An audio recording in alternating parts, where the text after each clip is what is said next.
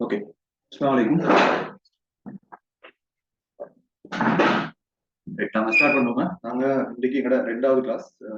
நாங்க போன கிளாஸ்ல வந்து உயிரியல் குறித்த அறிமுகத்தை நாங்க போன கிளாஸ் என்ன செஞ்சோம்னா அந்த பயாலஜி அந்த சப்ஜெக்டை படிக்கிறதுக்கான என்னென்ன அடிப்படைகள் எல்லாம் நாங்க பாத்துக்கிறோம். அந்த என்னென்ன புக்ஸ் வச்சுக்கணும் அந்த விஷயங்கள் எல்லாம். சில பிள்ளைகள் என்கிட்ட கேட்டீங்க, அந்த அந்த புக்ஸ் எல்லாம் எங்க வாங்குற அப்படின்ற விஷயம்லாம் கேட்டீங்க. இப்ப நீங்க ஒவ்வொரு ஊர்ல இருக்கிறதுனால எனக்கு எங்கெங்க வாங்கலாம்னு எனக்கு சொல்ல கஷ்டம். எனக்கு கம்பளைய பத்தி தெரியும், எனக்கு கண்டியை பத்தி தெரியும். ஆனா வேற வேற ஊர்ல இருக்கிறார்கள், அந்தந்த ஊர்ல இருக்கக்கூடிய புக் ஷாப்ல நீங்க கேட்டு பாருங்க, உங்களுக்கு லேசா எடுத்துக்கொள்ளலாம். எந்த புக் ஷாப்ல கேட்டாலும் திருப்பி சொல்லுவாங்க. அப்படி ஏ லெவலுக்கு தான் நம்மளா அவங்க புக்ஸ் எல்லாம் வைக்கிற. அப்ப எந்த புக் ஷாப்ல கேட்டாலும் உங்களுக்கு வாங்கிக்கொள்ளலாம். சரியா? இப்ப நான் சொன்ன பேர்கள் சொல்லி கேளுங்க. இப்ப நான் உங்களுக்கு பிடிஎஃப் அனுப்பிக்கிறேன். அதுல அந்த ரிசோர்ஸ் புக் இருக்குது, ரிஃபரன்ஸ் புக் இருக்குது. இப்ப கேம்பல் எல்லாம் நீங்க வாங்கணும்னு அவசியம் இல்ல. நீங்க மெயினா வச்சுக்கொள்ள வேண்டிய கையில வச்சுக்கொள்ள வேண்டியது வந்து பிடிஎஃப் தான் மெயினா. சரியா? மத்தது இந்த நான் அனுப்புற நோட்ஸை நீங்க பிரிண்ட் எடுத்து வச்சுக்கொண்டா சரி. மத்தபடி எல்லாம் நீங்க பிடிஎஃப் வச்சுக்கொண்டா தாராளமா போதும். எல்லாமே கையில வாங்கி வச்சுக்கணும்னு அவசியம் உண்டு இல்ல. அப்படியே நீங்க கையில வாங்கி வச்சுக்கணும்னு சொல்லி ஆசைப்படுறீங்கன்னு சொன்னா இந்த 3 புக்ஸையும் வச்சுக்கோங்க. என்னடா முதலாவது உங்களோட 2 புக்ஸ், சரியா? 3 புக்ஸ் தேவையில்ல. முதலாவது பயாலஜிக்கு வந்து உங்களோட ரிசோர்ஸ் புக். அதுலயும் அப்டேட் பண்ணது ஒன்று வந்திக்கிற 2024 பட்ஜெட் கொடுத்தது அப்டேட் பண்ணாதான் நீங்க வச்சுக்கணும் ரிசோர்ஸ் புக். மற்றது வந்து அந்த 2000 பிளஸ் எம்சிக்யூ புக்னு சொல்லி, சரியா? 2000 பிளஸ் எம்சிக்யூ புக்னு சொல்லி இதை நீங்க புக்காக வாங்கி வச்சுக்கோங்க. பிடிஎஃப் வைக்கிறத விட புக்காக வாங்கி வச்சுக்கிறது நல்ல. மற்றது இந்த பிராக்டிக்கல் நோட் புக்கு தானே. பிராக்டிக்கல் நோட் புக்னு சொல்றதும் மற்றது வந்து கேம்பல் பயாலஜி. சரியா? கேம்பல் பயாலஜிக்கு வந்து நான் உங்களுக்கு பிடிஎஃப் அனுப்புறேன். சரி, அது குரூப் ஒன் ஓபன் பண்ணணும். அந்த குரூப் ஒன் ஓபன் பண்றதுக்கு முதல்ல பிள்ளைகள் வந்து கொண்டே இருக்கிறாங்க, தொடர்ந்து வந்து கொண்டே இருக்கிறாங்க. எனக்கு சரியா சேர்த்து குரூப் ஓபன் பண்ணிக்கொள்ளலாம் இருக்குது. இன்ஷால்லா இந்த வீக்குக்கு நாங்க குரூப் ஓபன் பண்ணோம். இந்த வீக்ல அடுத்த கிளாஸுக்கு முதல்ல அடுத்த கிளாஸ் இருக்கிற சண்டே தானே. நான் மூணு மூணு கிளாஸ் வைக்கிறதுக்கு பிளான் பண்ணிக்கிறேன். அப்ப எப்படி பிளான் பண்ணிக்கிறேன்னு சொன்னா, இப்போக்கு நாங்க பிளான் வந்து ஞாயிற்றுக்கிழமையும் சரியா சண்டே 8:30, சண்டே 8:30, தேர்ஸ்டே 5, சரியா 5 to 6:30 வரைக்கும், சரியா? சண்டே 8:30 இருந்து 10 o'clock வரைக்கும். அதே மாதிரி இன்னொன்று போட்டிக்கிறோம். இப்போக்கு போட்டிக்கிறோம் வந்து டியூஸ்டே இல்ல வெனிஸ்டே போட்டிக்கிறோம். வெனிஸ்டே புதன்கிழமை 8:30க்கு, சரியா? இந்த இதான் இப்போக்கு பிக்ஸ் பண்ணி வச்சுக்கிறது.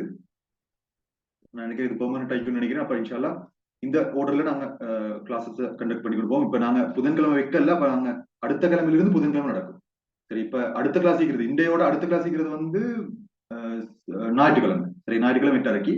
அதுக்கப்புறம் தொடர்ந்து உங்களுக்கு புதன், வியாழன், ஞாயிறு அப்படி தொடர்ந்து நடந்துட்டு போங்க. அதுக்கிட்ட வாக்குல நாங்க இன்ஷால்லா அது குரூப் ஓபன் பண்ணி உங்களுக்கு புக்ஸ் எல்லாம் அனுப்பி விட்டுறேன். மற்றபடி இப்ப இந்த டியூட்டர் நீங்க பிரிண்ட் எடுத்து வச்சுக்கோங்க கட்டாயம், சரியா? சரி, இப்ப நாங்க ஆரம்பிப்போம். எங்கட முதலாவது நாங்க ஆரம்பிச்ச அந்த பகுதி நான் உள்ள முடிக்கல். இந்த பகுதியை உயிரினூடாக தீர்வு காணக்கூடிய பிரச்சனைகள், அதாவது நாங்க இப்ப பயாலஜின்னு சொல்லக்கூடிய சப்ஜெக்டை படிக்கிறதுனால எங்களுக்கு கிடைக்கக்கூடிய நன்மைகள் சொல்ல மிகும். அப்படி இல்லாட்டி எங்களால தீர்வு காணக்கூடிய பிரச்சனைகள் சொல்ல மிகும், சரியா? அதுலதான் முதலாவது விஷயம் என்னன்னு சொன்னா, உயிரியல் பல்வகைமையை விளங்கிக் கொள்ளணும்னு சொல்லி நாங்க பாதிக்கிறோம். அதுல அந்த அடிப்படை விஷயங்கள் ஆரம்ப அந்த கொஞ்சம் நான் சின்ன ஒரு அறிமுகம் தந்தேன். இது என்னண்டா, உயிரியலை படிக்கிறதுனால எங்களுக்கு உயிர் பல்வகைமையை விளங்கிக் கொள்ளிருமா, சரியா? முதலாவது விளங்கிக் கொள்ளணும். நீங்க அந்த உயிர் பல்வகைமை நாங்க போனதாக சொன்ன ஒரு விஷயம் தான் உயிர் பல்வகைமைன்னு சொன்னா. இப்ப உதாரணமா நாங்க பாக்குறோம், இன்றைக்கு உலகத்துல மனிதனே பாருங்களேன், மனித இனத்தையே பாருங்க. மனித இனத்திலே எவ்வளவோ வகையான மனிதர்கள் இருக்கிறேன்னு சொல்லி. சரி, இப்ப யூரோப்பியன்ஸ் சொன்னா அவங்க ஒரு வகை, சரி, ஆப்பிரிக்கன்ஸ் சொன்னா அவங்களோட ஒரு ரகம், ஏசியன்ஸ் சொன்னா அது இன்னொரு ரகம், அதே சைனீஸ் மாதிரியான ஆட்கள் சொன்னா அது இன்னொரு ரகம், சரியா? அப்படி அந்த நான் சொல்ல வரேன் இன்னைக்கு அந்த மனிதர்கள் என்று சொல்ல எடுக்கக்கொள்ள, மனிதன்றது ஒரு இனம் தானே. மனிதன் சொல்லி எடுக்கக்கொள்ள எங்கள் எவ்வளவு வித்தியாசம் இருக்கிறன்றது வரும், சரியா? அப்ப இதே நாங்க இன்னொரு இடத்துக்கு போனோம்னு சொன்னோம். இப்ப குதிரைகள் எடுத்தோம்னு சொன்னா, அல்லது இப்ப நாங்க விலங்குகள் எடுக்காம தாவரங்கள் எடுப்போமே. தாவரங்கள் எடுத்தா தென்னை மரம், மாமரம், பலாமரம் இப்படின்னு சொல்லி எத்தனையோ விதமான மரங்கள். அந்த தென்னை மரம் எடுத்துன்னு சொன்னா, அந்த தென்னை மரம் சொல்லக்கூடிய இனத்துள்ளுக்கு எத்தனையோ வகையான தென்னை மரங்கள்.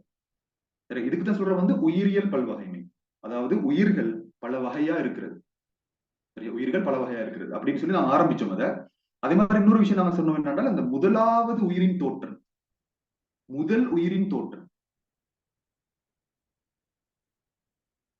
முதலாவது உயிரின் தோற்றம் சம்பந்தமா நாங்க கொஞ்சம் தெரிஞ்சுக்கிறோம். இது வந்து எப்பயுமே நாங்க அந்த ஃபர்ஸ்ட் டைம் கேள்விகள் வரப்போ இந்த கேள்வி ஒன்று வரும், முதலாவது உயிர் எப்ப தோன்றின அப்படின்னு சொல்லி. அப்ப நான் உங்களுக்கு சொல்லி தந்தேன், ஏறத்தாழ, அது முக்கியமா, ஏறத்தாழ 3.5 பில்லியன் வருடங்களுக்கு முன்னர். பில்லியன் வருடங்கள் சொன்னாலும் பில, வருடங்களுக்கு முன்னர் சொல்லணும். வருடங்களுக்கு முன்னர், சரியா? ஏறத்தாழ அப்படின்னு சொல்லணும். ஏறத்தாழன்றது நான் இப்படி போட்டிக்கிறேன், நீங்க அப்படி போட வேணும். ஏறத்தாழ எழுதுங்க. ஏறத்தாழ 3.5 பில்லியன் வருடங்களுக்கு முன்னர் சொல்லி சொல்லுவோம். அதான் முதலாவது உயிரின் தோற்றம் நடைபெற்றது, சரியா? உலகம் எப்ப தோன்றினது, அதுக்கு பிறகு முதலாவது உயிர் எப்ப தோன்றுது, அதெல்லாம் நாங்க யூனிட் 3ல படிப்போம். நாங்க உண்மையிலே இது சம்பந்தமான ஆழமான விஷயங்கள் 3வது அலகுல வருது. 3வது அலகுல முதலாவதே வருது அந்த மாதிரி விஷயங்கள் தான், சரியா? அந்த உலகம் தோன்றது மட்டுமல்ல, அந்த முதலாவது அந்த பெருவெடிப்பு கொள்கை, அந்த பிக் பேங் தியரின்னு சொல்லுவோமே, பிக் பேங் தியரி, எப்படி அந்த உலகம் உருவாக்கப்பட்டது, அந்த உலகம் எப்படி கொஞ்சம் கொஞ்சமா மாறி மாறி மாறி வந்து இப்படி ஒரு முதலாவது உயிரை உருவாக்குது அப்படின்ற விஷயங்கள் எல்லாம் நாங்க அந்த யூனிட் 3ல படிப்போம், சரியா? ஆனா இதெல்லாம் வந்து இந்த விஞ்ஞானிகளால் சொல்லப்பட்டிருக்கக்கூடிய அனுமானங்கள் தானே.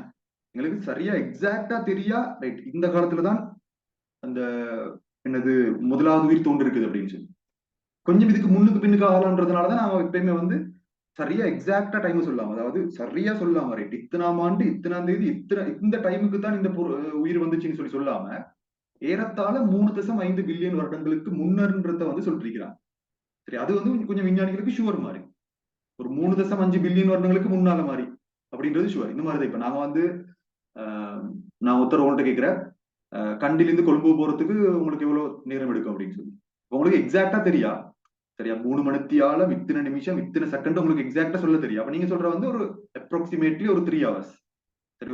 ஒரு அன்னளவா ஒரு 3 ஹவர்ஸ் மாதிரி எடுக்கும். அப்படி ஒரு அன்னளவா சொல்ற ஒரு விஷயம் தான் இது. முதலாவது உயிர் எங்க தோன்றினு எங்களுக்கு 100% தெரியா, அதே மாதிரி எப்படி தோன்றிச்சு எங்க தோன்றிச்சு அப்படின்றதுல எங்களுக்கு 100% தெரியா. எங்களுக்கு இருக்கக்கூடிய ஒரு அனுமானம் ஒன்று இருக்குது, ரைட்? எங்களுக்கு இப்ப இருக்கிற ஆதாரங்களின் படி முதலாவது உயிர் 3.5 பில்லியன் வருடங்களுக்கு முன்னர் தோன்றிருக்கலாம், இப்ப இருக்கிற ஆதாரங்களின் படி, சரி? அந்த ஆதாரங்கள் எப்படி பெற்றுக்கொண்டாங்க, அதை எப்படி கண்டுபிடிச்சாங்கன்ற விஷயம் எல்லாம் நாங்க யூனிட் 3ல படிப்போம், சரி? இப்ப தெரிஞ்சுக்கணும், முதலாவது உயிர் தோன்றது 3.5 பில்லியன் வருடங்களுக்கு முன்னர். அப்ப அந்த உயிர் என்னன்றது இன்னும் எங்களுக்கு ஷுவர் இல்ல. சிலர் சொல்ற வந்து எப்படின்னா, இது ஒரு பாக்டீரியா மாதிரி உண்டுன்னு சொல்ற, ஆனா பாக்டீரியான்றது எங்களுக்கு ஷுவர் இல்ல, சரியா? பாக்டீரியான்றது எங்களுக்கு ஷுவர் இல்ல. ஆனா பாக்டீரியாவுக்கு கொஞ்சம் அந்த ஒத்து போகக்கூடிய ஒரு விலங்குல ஒரு அங்கின்னு சொல்றாங்க, சரியா? பாக்டீரியாவுக்கு கொஞ்சம் ஒத்து போகக்கூடிய ஒரு அங்கின்னு சொல்லி, அப்படின்னா அந்த அந்த அங்கி எதுன்னு சொல்லி எங்களுக்கு கன்ஃபார்மா சொல்ல தெரியா, சரியா? அந்த அங்கி எதுன்னு சொல்லி, அதாவது பாக்டீரியா உண்டா இல்லாட்டி ஃபங்கஸ் உண்டா இல்லாட்டி அது எங்களுக்கு சரி 100% சொல்ல தெரியா. பட் அந்த அங்கிக்கான இயல்புகள் சொல்ல தெரியும். முதலாவது இயல்பு என்ன